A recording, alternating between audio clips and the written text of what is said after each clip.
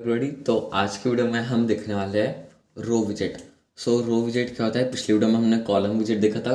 तो कॉलम विजेट की जो मेन एक्सिस होती है उसमें मैंने आपको एक्सिस का कंसेप्ट सिखाया था। कॉलम की मेन एक्सिस होती है वर्टिकल। उसी तरह रो की जो मेन एक्सिस होती है वो होती है हॉरिजॉन्टल एंड क्रॉस एक्सिस होती है वर्टिकल।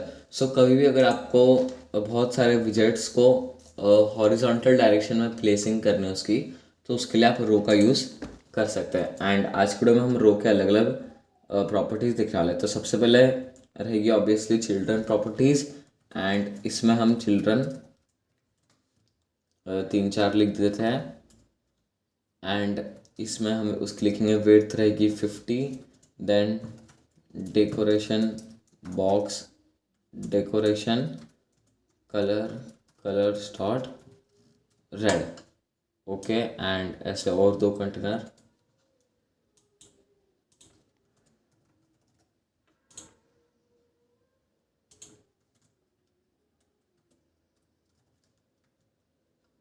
ओके, तो अब ये देखिए कि यहाँ पे जो तीनों कंटेनर्स है वो यहाँ पे आ गए हैं। एंड यहाँ पे आप देखोगे कि ये हॉरिजॉन्टल डायरेक्शन में तो है, लेकिन इनकी जो हाइट है वो फुल है, क्योंकि हमने कंटेनर को हाइट नहीं दी इसलिए उसने फुल यहाँ पे ले ली। तो सबसे पहले अब इनको हम हाइट तो नहीं देते क्योंकि उसका वो ज़्यादा यूज़ नहीं बनेगा। हम देखेंगे रो की अलग अलग प्रॉपर्टीज़। तो रो में जो प्रॉपर्टीज़ होती है वो सेम रहती है कॉलम की, लेकिन फिर भी हम सारी देखने वाले हैं। तो सबसे पहले होती है मेन एक्सिस अलाइनमेंट। जिन लोगों को नहीं पता, रो की जो मेन एक्सिस अलाइनमेंट होती है वो रहती है हॉरिजॉन्टल एंड क्रॉस एक्सिस उसमें रहती है वर्टिकल। उसी तरह कॉलम में रहती है main axis vertical and cross axis रहती है हॉरिजॉन्टल। सबसे पहले रो की जो मेन एक्सिस अलाइनमेंट है उसमें अलग अलग प्रॉपर्टीज होती है। डॉट सेंटर अगर मैं करता हूँ तो देखिए ये सारे हॉरिजॉन्टल में सेंटर में आ गए। फिर अगर हम करते हैं स्टार्ट तो ये सब स्टार्ट में आ जाएंगे। उसी तरह एंड अगर हम करेंगे तो ये सारे एंड में आ जाएंगे हॉरिजॉन्टल डायरेक्शन में। देन ये तो सारे हो गए हमारे स्टार्ट, सेंटर एंड एंड। उसी तरह कुछ होते हैं स्पेस वाले, यानी कि जो बीच में स्पेस छोड़ते हैं। तो उसमें 3 अलग अलग होता है। सबसे पहले होता है स्पेस बिटवीन, यानी कि उनके बीच में जो स्पेस है वो पूरी खाली रहेगी। तो देखिए ये कोने में चले गया, ये कोने में चले गया, यानी सेंटर में आ गया। उनके बीच की स्पेस, जो स्पेस है वो हमेशा उनके बीच में रहेगी। देन होता है स्पेस इवनली, यानी कि क्या होगा कि यहाँ पे जितनी स्पेस है रेड के लेफ्ट में उतनी रहेगी रेड के रेड के राइट में, उतनी ग्रीन के राइट में एंड ब्लू के राइट में। तो जितनी भी वाइट स्पेस आपको दिखेगी वो सारी इक्वल है। एंड देन जो सबसे ज़्यादा यूज़फुल है स्पेस अराउंड, इसमें क्या रहेगा कि जितनी लेफ्ट के राइट के लेफ्ट में रेड के लेफ्ट में है उतनी ही रेड के राइट में है, जितनी ग्रीन के लेफ्ट में उतनी ग्रीन की राइट में है, एंड जितने ब्लू के लेफ्ट में उतने ब्लू के राइट में है। तो यहाँ पे आपको दिखेगा कि जो कोने के जो चिल्ड्रंस हैं उनके आजू बाजू थोड़ी सी कम स्पेस है एंड उनके राइट एंड लेफ्ट में थोड़ी ज़्यादा स्पेस है, तो ये दिखने में ज़्यादा अच्छा दिखता है। ये हो गया हमारा मेन एक्सिस अलाइनमेंट। देन उसी तरह मेन एक्सिस साइज होता है। तो मतलब आपको आपके रो की विड्थ कितनी रखनी है।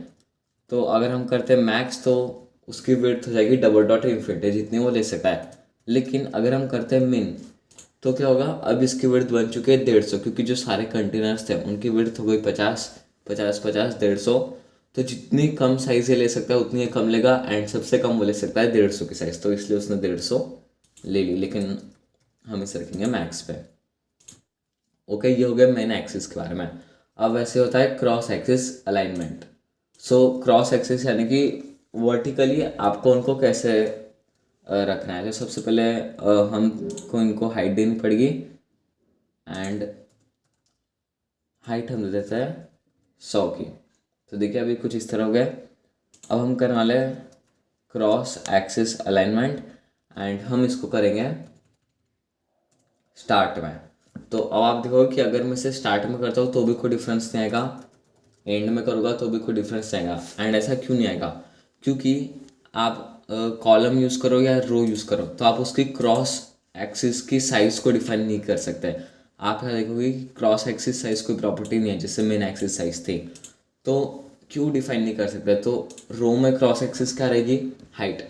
तो हम उसकी हाइट डिफाइन नहीं कर सकते। जितनी हाइट उन चिल्ड्रंस की रहेगी उतनी हाइट वो बराबर खुद ले लेगा। ये हमेशा मिन पे ही रहती है क्रॉस एक्सिस।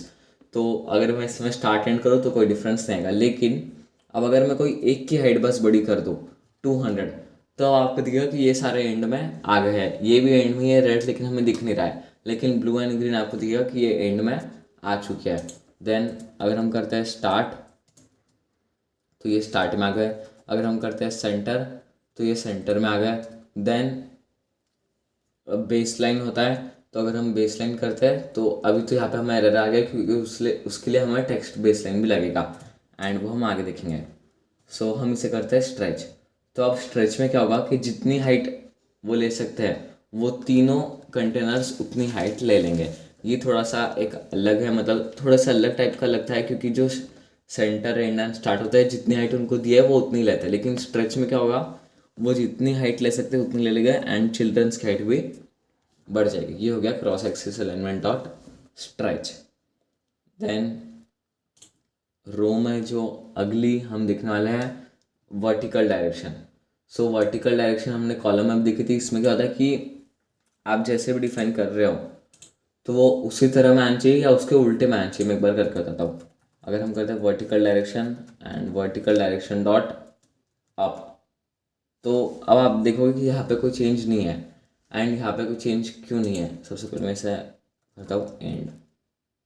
तो देखिए मैंने इसे एंड पे किया, लेकिन आप देखोगे कि जो ग्रीन एंड ब्लू है वो ऊपर आ गए।